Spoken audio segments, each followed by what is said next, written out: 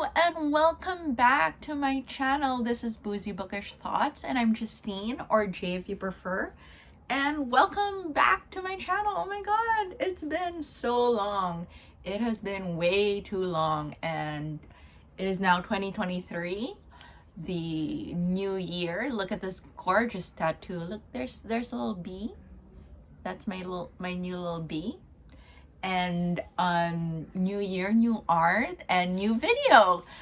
I want to apologize that it's been so long. I am so sorry. I say this as though I have more than 60 subscribers, but anyway, it's been, by this point it would have been more than 2 months since my last full-length video, which was on November 10, and since then life has just gotten a little crazy. Real life got a little crazy. I had like multiple deadlines and I had several travels. Like I was traveling multiple times within a short period of time, and both for work and for my personal life, and this just left me very little time to plan, film, and edit videos. I did have I actually did have a few videos that I ditched because they just were so poorly shot and I didn't have time to edit them into something usable and everything. And so I was just like, no, I got a little perfectionist about it, I guess is what you can say. But anyway, so this year I'm hoping to start a new leaf. I'm hoping to be better about batch filming and stockpiling my videos so that I don't get caught flat-footed let way again with nothing to post for 2 months at a time. The problem there is, though, of course, is that I do drink at least a glass of wine per video, so there's only so many videos I can do responsibly. But maybe I'll just film multiple times a week or something like that. We'll figure it out. We will figure it out. I haven't polished everything out yet. But anyway, so today we are drinking a gorgeous Pinot Noir. It is Le Grand Noir Pinot Noir, wine of France. It's the video that I showed in my New Year's short. So it is this gorgeous Pinot Noir that I got for pretty cheap. It was only 700 pesos. That works out to around $14, I think, 14 USD. And it's a French Pinot, and I don't know if I've said this before, but Pinot Noir is my favorite wine, and this wine specifically embodies what I love about Pinot Noirs. But I will talk a little bit about this some more on my wine and book night, which will be next week Friday, and I will be talking about this wine. But in the meantime, cheers, Happy New Year. Anyone making any New Year's resolutions?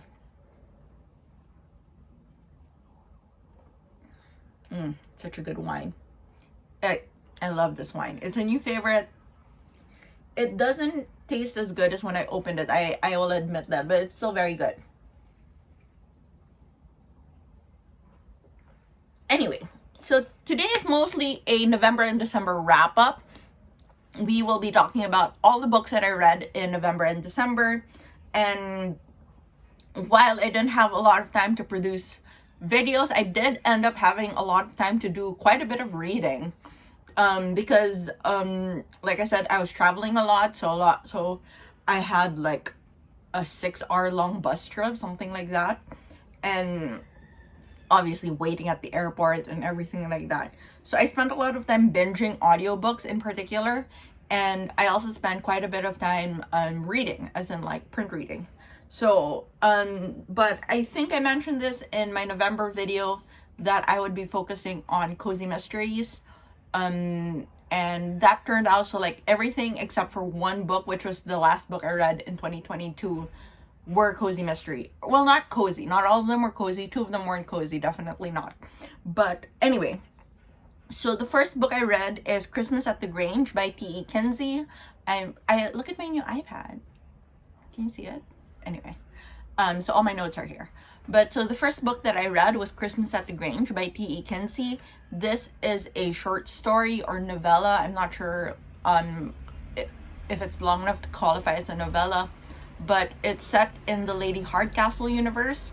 And I'm not sure I've talked about I think I've talked about Lady Hardcastle already, because I've mentioned reading several of her books last year, and it's just a very cozy and sweet mystery, and it's got a lot of heart, a lot of levity. It's set during Christmas, and it's set in the first Christmas that Lady Hardcastle and Flo are in this new town of Little and Cotterell, something like that.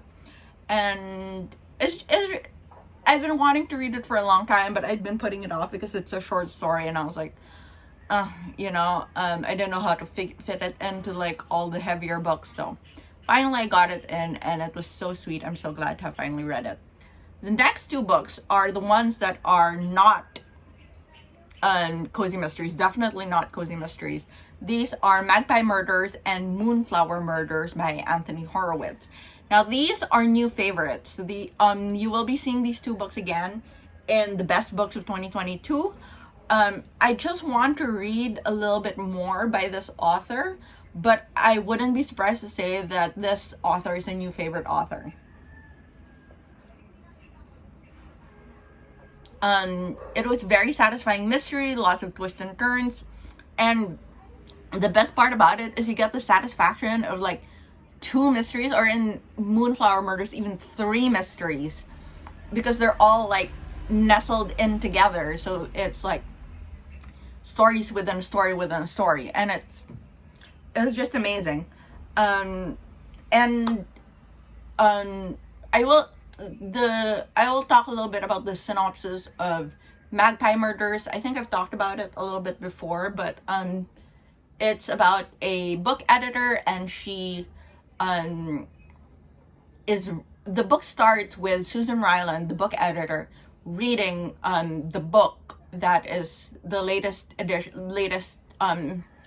installment in a long-running series by their publishing house's best and most famous and most well-regarded author, who is a murder mystery author.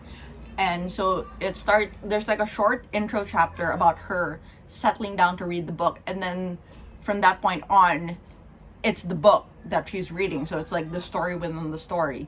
But then it cuts off like right before the mystery gets solved, and then it transitions into Susan Ryland, the editor, investigating the death of the author and looking for the missing chapters of the book. Now, that is like, now, I mean, I don't know if it's so much of a spoiler to say that he was murdered, but like, because it's a murder mystery, so it's kind of like, you assume he was murdered, or at least I did. I assumed he was.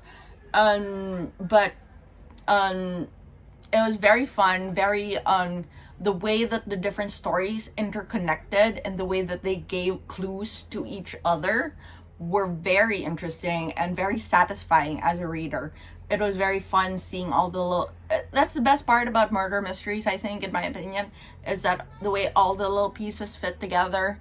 And you definitely got that several times over, like X more times than usual, because of the story within a story trope. In Moonflower, there's even a story within a story within the story within the story. So there's a lot. I would say, though, trigger warnings, like I said, trigger warnings are very important. So trigger warnings for suicide ideation, suicide attempt, child death, child murder, technically, mild child abuse, and what else? Let me check my list. Some other things. I can't see anything else I've listed down here. Some of them are pretty graphic. The suicide attempt is pretty graphic. But I will say that the triggering topics were handled with grace. You know, they were handled skillfully, and they were given the appropriate emotional gravitas and not just used for shock value. So I think it's worth reading so long as you feel stable enough to do it. But again, just check Storygraph for any trigger warnings that you might want to be aware of going in. The next 2 books are super shifting the tone from trigger warnings. Well, these next books still have trigger warnings, but for entirely a different reason. I want to show off my tattoo. I named the bee Nathan Phillip. Can you see it? There's the bee.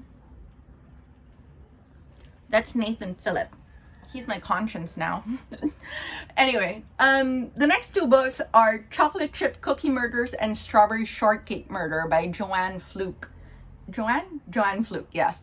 Now these are the Hannah Swenson mysteries.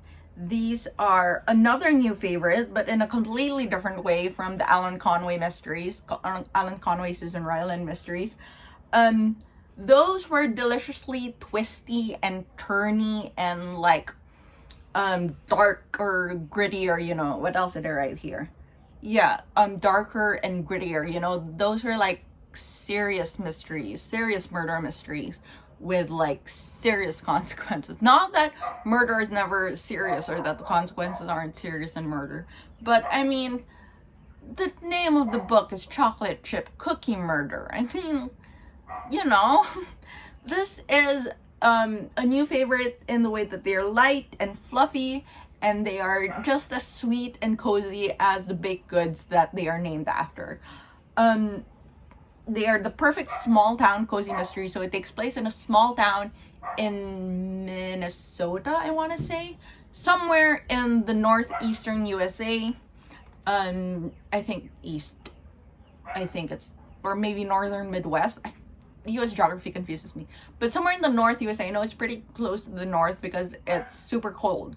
So like these two books both take place during the winter time, and it's like super cold. She talks about like having to use heaters and for her car and things that I, as a tropical girl, do not understand and hate to imagine. Sorry about the banging. Anyway, so it's about a girl, a woman who runs a cookie shop, and she bakes cookies and sells them in her cookie shop in this little small town, and she gets drawn into murder investigations where she has to be like an amateur sleuth for various reasons to help clear her name, help clear the name of her friend, help her brother-in-law who's a cop, various reasons. But it's light, it's fluffy, it's very satisfying still. The mystery itself is still very satisfying. That's what's nice about it. The mystery is still satisfying, and you still get a jolt of adrenaline during like the climax when she actually confronts the murderer. But overall it's very low stakes, very not low stakes, I mean there are guns involved and grisly murders, but it's not how do I say it, it's not, the tone is just lighter, it feels a little fluffier, you know. It's a small town cozy mystery. This one I would class as cozy mystery, whereas the Susan Ryland, Alan Conway ones are definitely not cozy. These are still cozy. Another thing I really liked is that it has what is shaping up to be a pretty good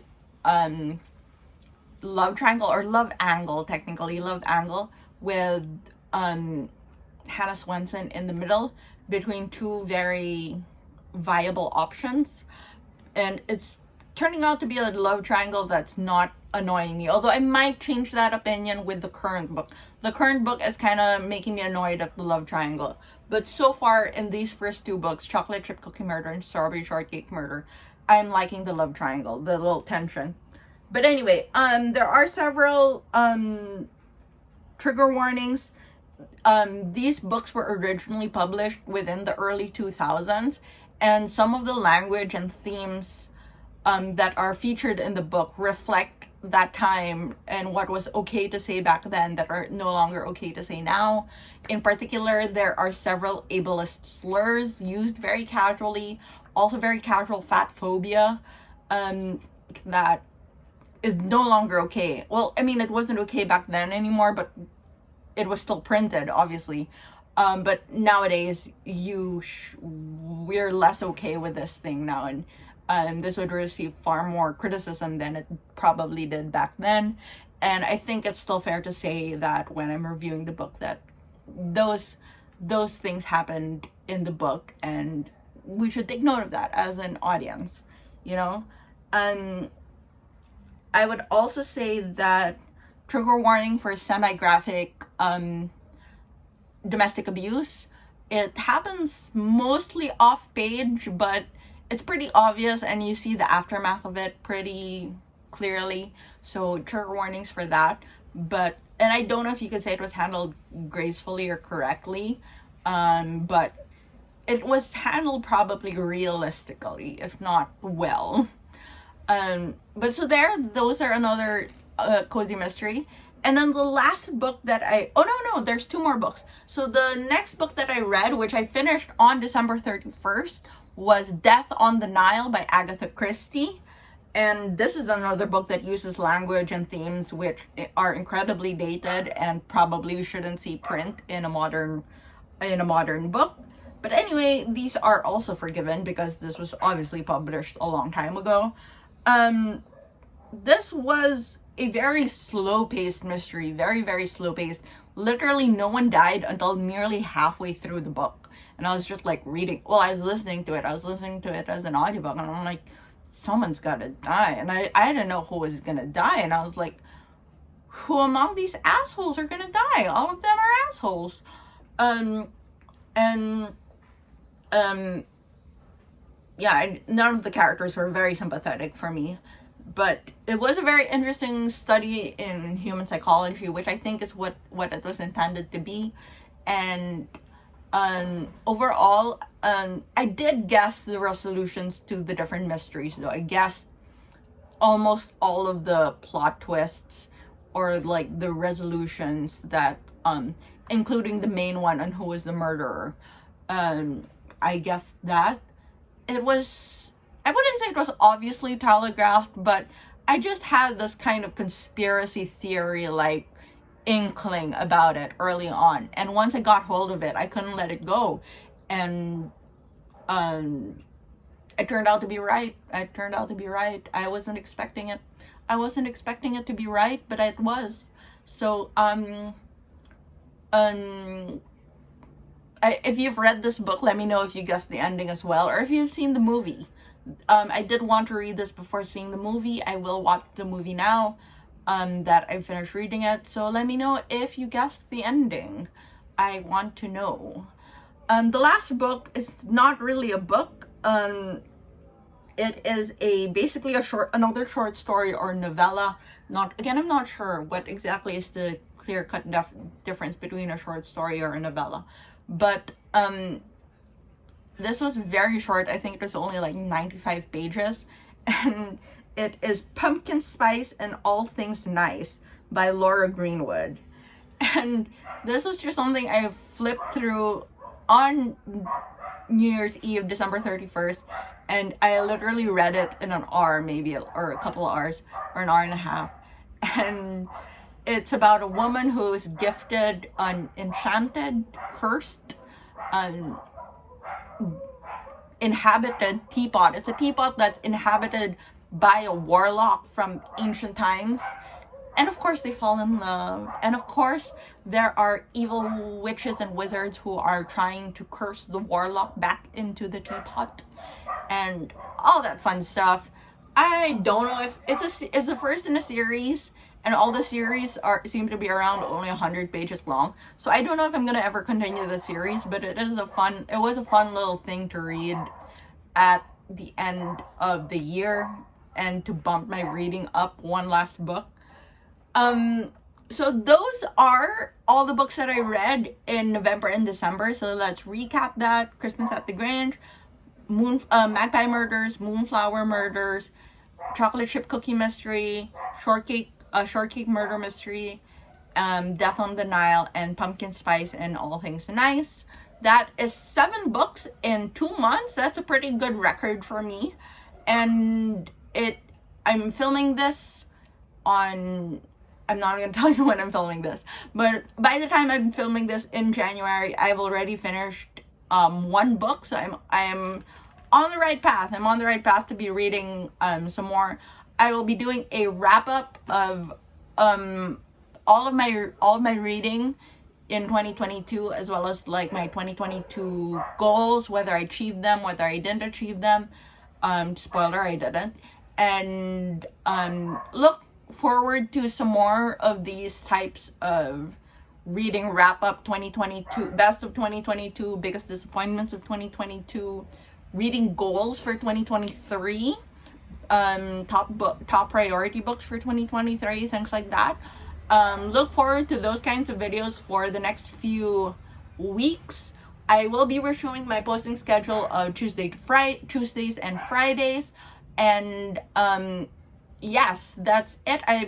I have also launched my social media, so please check me out on Boozy Bookish Thoughts at Facebook, Boozy Bookish Thoughts on Facebook, and at Boozy Book Lady on Twitter. Those are the two that I have. I don't have Instagram yet because I don't understand Instagram. So we're doing Facebook and Twitter for now, so please check me out there. Down below in the description bar, I have links to both of those socials, as well as links to my Goodreads and my Storygraph. And I hope you like and subscribe, and cheers!